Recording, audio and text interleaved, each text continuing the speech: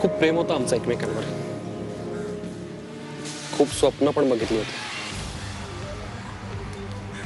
मी मंजिरीला convince करण्याचा खूप प्रयत्नही केला, पण तिच्या वडिलांनी एक गिफ्ट दिलं मला त्याचं. Ashish, if I am not wrong, तू आमच्या घरी पार्टीला आला होतास.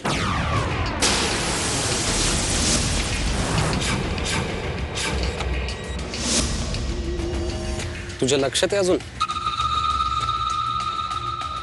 गुड. कौतुक करायला हवं तुझं. थँक्यू. त्याच पार्टीत तर सत्यजित बद्दल तुझ्या मनात काय आहे हे कळलं मला.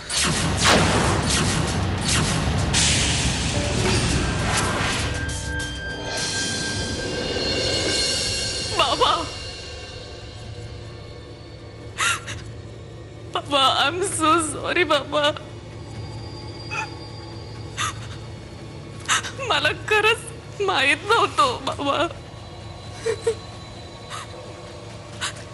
तिने मला विचारलं त्याच्याविषयी म्हणून मी आपलं सांगितलं. आता मला काय माहिती. बाबा, बाबा बोला ना बाबा.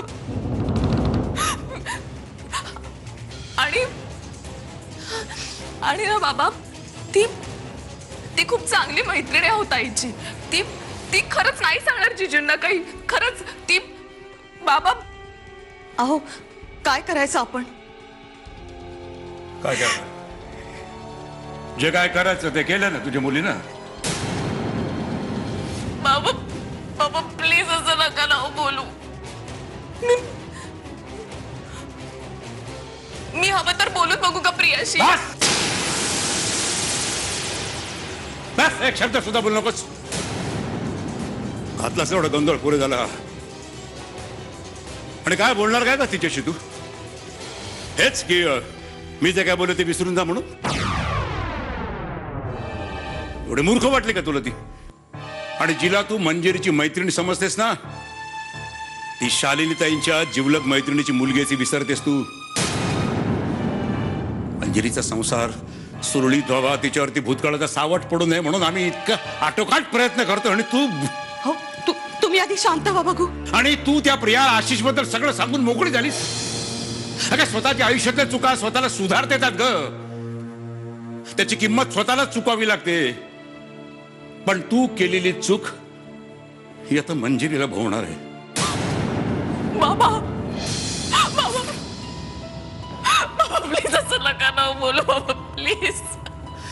तू उच्चारलेल्या प्रत्येक शब्दाचा हिशोब आता मंजिरीला द्यावा लागणार आहे, लक्षात ठेव. नाही बाबा प्लीज. उद्या जर सत्यजित रावांनी मंजिरीला कायमची माहेरी पाठवून दिली आणि तिचं आयुष्य उद्ध्वस्त झालं ना, तर त्या गोष्टीला सुद्धा तू जबाबदार असणार आहेस, लक्षात ठेव. बाबा, बाबा प्लीज असं नका ना बोलू बाबा प्लीज. अहो काय बोलताय तुम्ही? उगाच नको ते विचार मनात आणू नका. असं काही होणार नाही. ओके, स्वतःची खोटी समजूत घालत बसू नकोस किशोरी. आता याचे परिणाम भयंकर होणार आहेत. याचे परिणाम भयंकर होणार आहेत. मंजिरीच्या संसाराची वातात आता उघड्या डोळ्याने बघायची तयारी ठेव. नाही, पण याला काहीतरी उपाय असेल. आपल्याला हे थांबवायला हवं.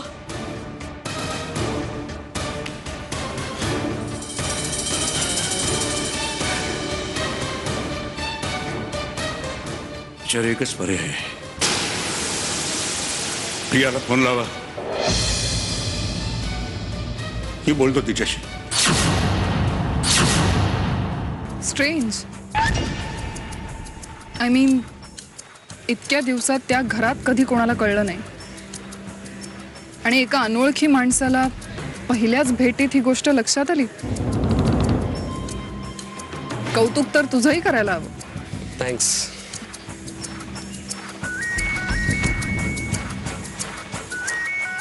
Excuse me. Hello. Hello Priya. कोण बोलतंय? मी पृथ्वीराज सरनाईक बोलतोय. हां बोला. बेटा तू कोल्हापूरला व्यवस्थित पोहोचलीस ना? जावई बाबूंशी काही बोलणं झालं नाही ना? नाही, अजून तरी मी वाटेतच आहे. काय प्रिया की खरं तर मी तुला रिक्वेस्ट करायला फोन केलाय. म्हणजे तुझं आणि मधुराचं जे काय बोलणं झालं काल रात्री, त्यातलं काहीही जावई बापूंना नाही कळालं तर बरं होईल. प्लीज. नाही, तुम्ही कशाला काळजी करताय? आणि तसंही मंजिरीचं त्या मुलाबरोबर काही नव्हतंच ना? नाही नाही, ते आहेच, ते आहेच. पण काय की हा एवढा प्रकार सुद्धा त्या दोघांच्या मध्ये गैरसमज करायला पुरेसा आहे ना. म्हणून मी एक रिक्वेस्ट, म्हणजे एक बाप म्हणून रिक्वेस्ट करतोय. यातलं जावई बापूंना काही कळू देऊ नकोस. म्हणजे माझ्या मुलीच्या संसाराचा प्रश्न आहे म्हणून म्हणतोय. नाही काका, प्लीज तुम्ही रिक्वेस्ट करू नका. कारण मी तसंही सत्यजितला या सगळ्याबद्दल काही सांगणार नव्हतेच. नाही, ते बरोबर आहे. पण काय मुधोळकरांच्या घरामध्ये या गोष्टीचा उल्लेख सुद्धा होता कामा नये याची जरा काळजी घे. भीक मागतो प्लीज. ऑफकोर्स, तुम्ही नका टेन्शन घेऊ. मी नाही सांगणार सत्यजितला काही.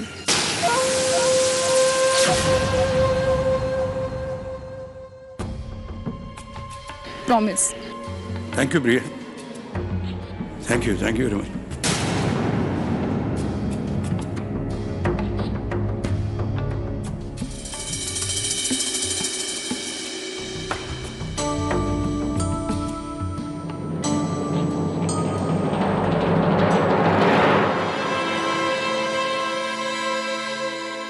कोणाचा फोन होता?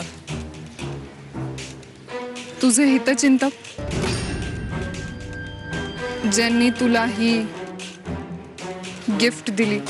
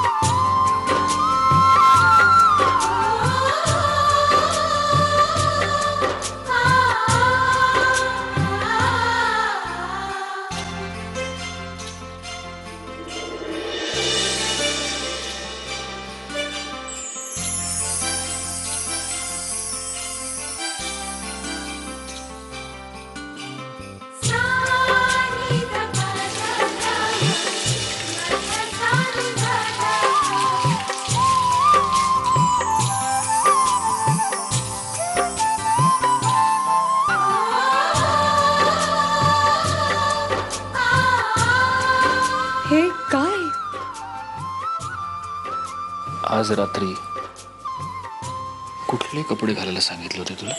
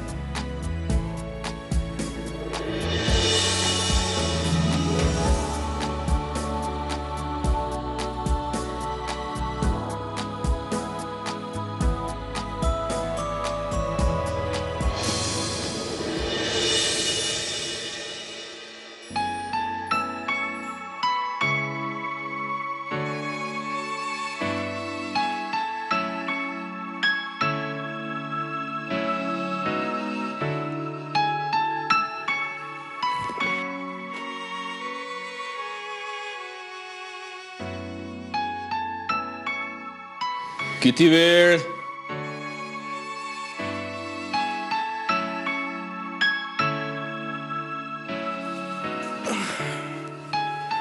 लवकर ये मंजिरी.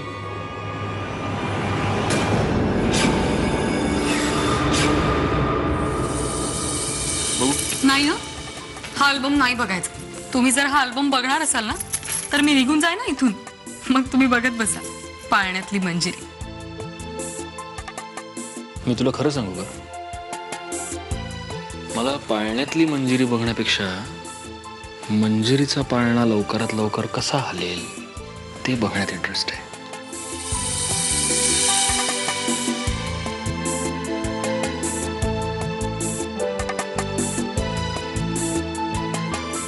मंजिरी, मी आता फक्त 1 ते 10 मोजणार आहे आणि तोपर्यंत जर तू बाहेर नाही आलीस तर मी दरवाजा तोडून आत येणार आहे. 1 2 3 4 5 6 7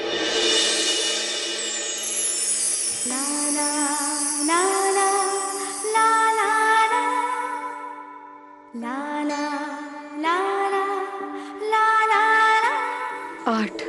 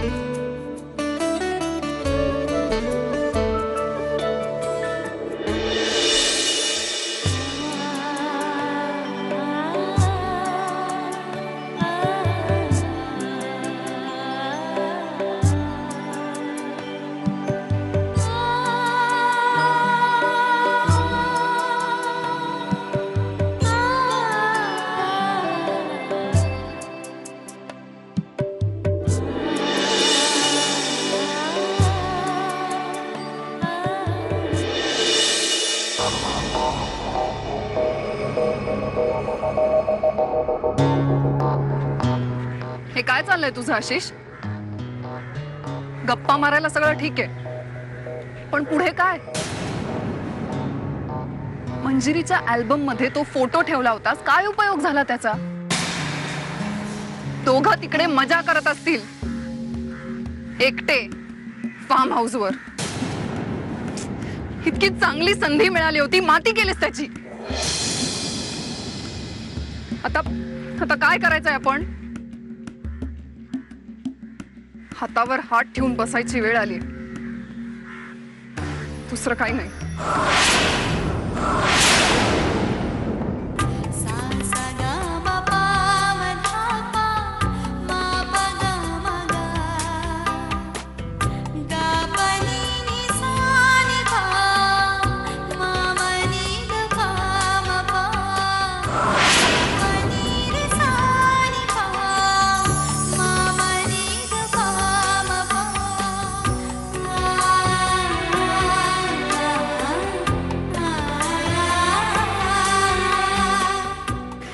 छान दिसतेस.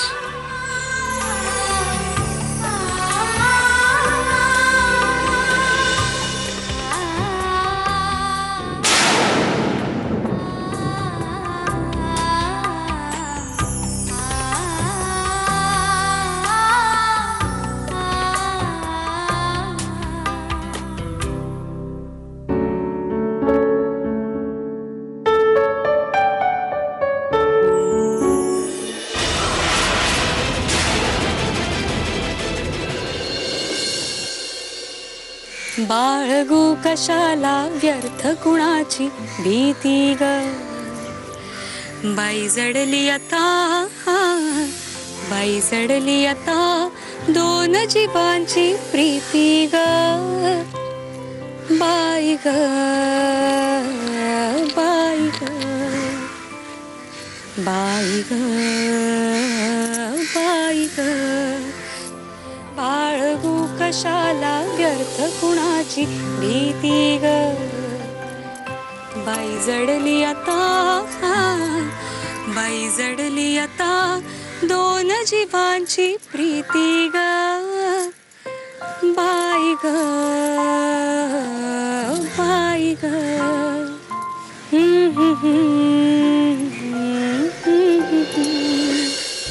वा, अरे तुम्ही कधी आलात? आत्ताच तू गाणं म्हणत दिसते. गाते कुठे, असंच गुणगुणते आपलं. माझं ना कधी कधी ठरत नाही मंजिरी, तू जास्त छान आहेस तुझं गाणं. बापरे, एवढं कौतुक सत्यजित मुधोळकरांच्या तोंडी शोभत नाही. खरं तर माझ्या मनात होतच, इथे आल्यानंतर तुझ्या हातून तुळस लावून घ्यायचं. खरंय, वृंदावन असं ओकबोकं ठेवू नये म्हणतात, आणि तुळशीशिवाय घराला घरपणच नाही, नाही का? तुळस आणि तिची मंजिरी ज्या घरात नाही ते घर घर नाही.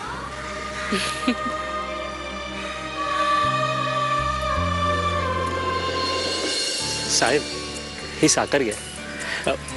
पोरग 10वीला पास झालं, 80% भेटले साहेब. अरे वा, हुशार आहे म्हणजे तुमचा मुलगा. वय बाईसाहेब, आता हाय मानायचा, शेतीची कामं सांभाळून जमेल तेवढं करतो. पण तुम्ही एकटे का आलात? मुलगा कुठे आहे? तो हाय की ताऱ्याकाठी खेळतोय. चला भेटूया आपण त्याला. अहो साहेब, तुम्ही कशा पायी तारच घेताय? मी बोलवतो की त्याला. मी स्वतः जाऊन त्याचं अभिनंदन करणार. हो मॅडमनं तळ पण दाखवायचं आहे. चला मॅडम.